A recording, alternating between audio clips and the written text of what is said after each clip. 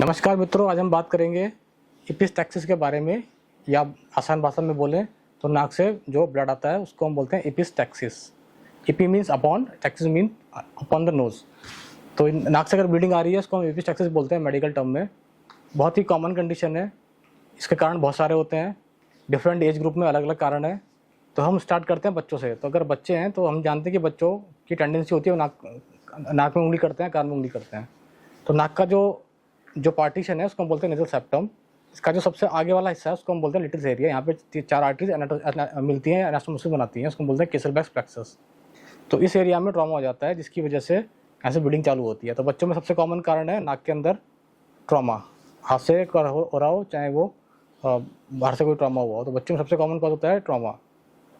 अब हम आते हैं वयस्कों में, एडल्ट्स में। तो एडल्ट्स में जो कॉज होता है वो आइदर रोड ट्रैफिक एक्सीडेंट या हाइपरटेंशन।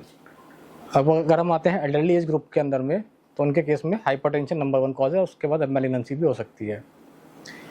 सबसे इंपॉर्टेंट है मैनेजमेंट। तो मैनेजमेंट मतलब कैसे इसका हम मैनेज करें। तो जैसे ही नाक से ब्लीडिंग आती है पेशेंट एप्रीहेंसिव हो जाते हैं।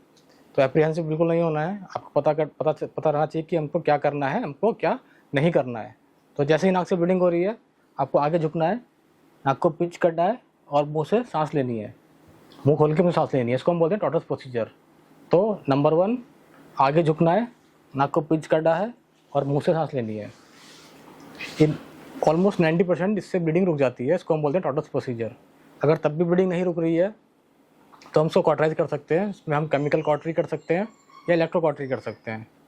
तब भी अगर ब्लीडिंग हो रही है तो फिर हम एंटीरियर नेजल पैकिंग करते हैं या पोस्टीरियर नेजल पैकिंग करते हैं।